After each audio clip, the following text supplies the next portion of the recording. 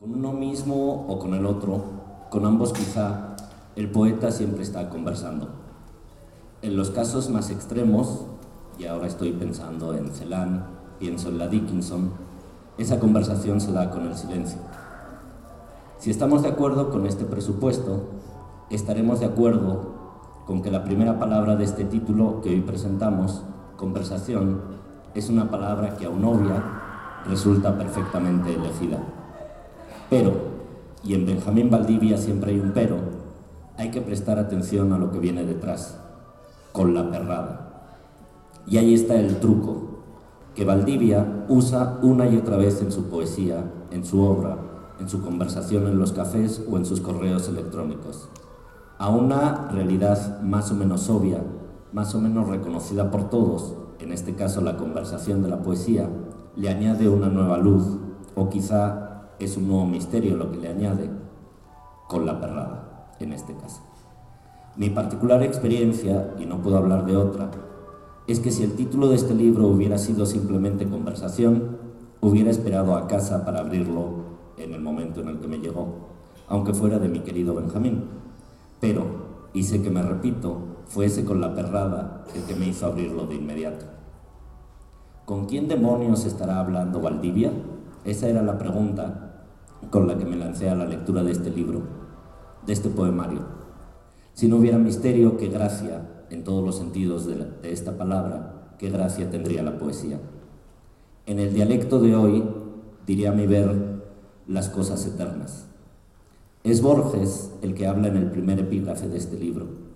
Es Valdivia el que explica con ironía, as usual, su intención. Las cosas eternas, sí. En el dialecto de hoy, ya veremos. Cito unos cuantos versos de la primera parte de este poemario, elegidos al azar, abuela pluma. Deslizado, mar ruin, navega su barcaza. Las luces de una casa en la noche vacía que se está por poblar. Pero la engañadora, y aquí Benjamín escribe engañadora con mayúsculas, pero la engañadora marca y balanza la frontera. Y una última, atórele mi buen, dice la muerte. Pero Valdivia, juguetón y maestro, o viceversa, introduce las dos claves constantes de su poesía, las palabras, es decir, la escritura, y el amor, es decir, el amor. Citar fragmentos de esta parte sería injusto por la redondez que tienen estos poemas en su completud, pero no me resisto a hacerlo con tres hermosos versos en su promesa. No te tengo entregado sino el sol, donde desde hace siglos se incendia la promesa. Un poema que significativamente comienza diciendo: amada, acompáñame a morir. La cuarta parte del poemario nos lleva de nuevo al otro tema valdiviano o valdiviense o como se diga, las palabras. Entre el título entusiasta, en el sentido etimológico de la palabra, de entusiasmos, estar lleno del Dios, tiene un título que es hablar arrebatado, a ese autorretrato en dos tintas. La quinta parte de esta conversación con la perrada abandona, al menos así lo pienso, esa presencia de la muerte, ahonda, al menos así lo pienso, en esa presencia constante de la muerte, con esas pisadas naturales que acaban matando a aquello sobre lo que caminan, o esas espuelas invisibles que en el poema de ese título comparan al hombre con un toro encerrado en el jaripeo, porque ambos, reses y nosotros, somos bestias ajinetadas por la muerte. Y en una de esas sorpresivas genialidades, Valdivia compara la brevedad de la vida con el mingir, lo que en castellano llamamos mear, hacer pipí, etcétera, etcétera. Pues ahí, y creo que se le escapó, pero ahí tienes otro poema, pues, y ahí completo su metáfora con todo el atrevimiento: todo orín va a los ríos, y los ríos a la mar, que es el morir.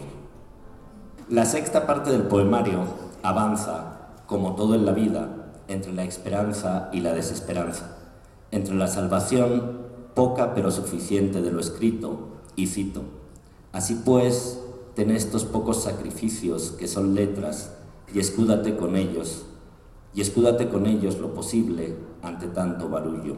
Y lo trágico de nuestro aquí y ahora, en un poema que con permiso del autor quisiera citar completo. Me asombró porque el Benjas, cuando hablas con él de política, siempre te da el avión. ¿Quién crees que gane? El que vaya a ganar. ¡Guau, Benjas, eres un genio! Y este poema, y lo hablaba con mi acompañante de hoy, gracias por enviármela desde las 9:30 de la mañana. ¿Me la puedo quedar?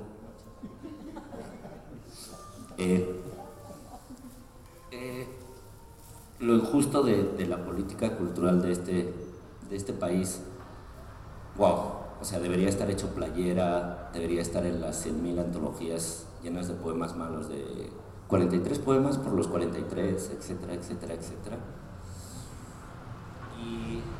Y me asombró este Benjamín radicalmente político y muy desesperanzado, y por eso quiero leerlo entero, espero no estropearte, que este fuera el que fueras a leer. Interludio político e histórico. Respiraciones aciagas se vierten sobre de este país desgobernado. Es la justicia lóbrega, la ruta aciaga, el canto de sirenas de patrullas. Por un triste pedazo del horror se le ametrallan sueños al futuro mismo. Por menos que la paz de los que duermen en la orilla, queda la sangre hecha pingajos, como bandera negra por todos los caminos. Lángaras y protervos los políticos. No sé qué es, pero suena a que es feo lo de los políticos. Lángaras y protervos los políticos, las huestes dormecidas que los siguen a pie sin darse cuenta. Hondos hipnotizados sobre lo irremediable, siguen cegados al ciego que los manda hacia el abismo.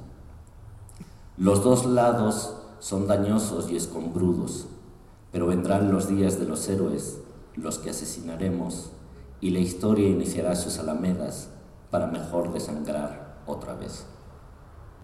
Podría seguir citando ejemplos de este poemario hasta el cansancio, hasta el de ustedes, no el mío, pero en honor a la brevedad y a la lectura que supongo que cada uno debe hacer, déjenme solo citar dos fragmentos más de este poemario. El espeluznante, tanto por real como por temido, y abro comillas, bárbara cosa el día que solo existe cuando lo puedes ver. Y como esto no es una novela, creo que no hay problema con que les cuente los dos últimos versos. Déjenme, a pesar de que tenía previsto terminar aquí con esos dos versos y el tiempo entra de huello porque sabe el final, déjenme terminar con un pequeño estrambote. Decía, escribió en algún lugar Ezra Pound, que lo malo de la educación laica es que no enseñaba al hombre moderno a morir. No sé si la poesía de Valdivia, no sé si Conversación con la Perrada lo logra, no sé si logra enseñarnos a morir, pero de seguro que al menos nos hace más conscientes de nuestra mortalidad y de las dos únicas armas que podemos oponerle, el amor y la poesía. Muchas gracias.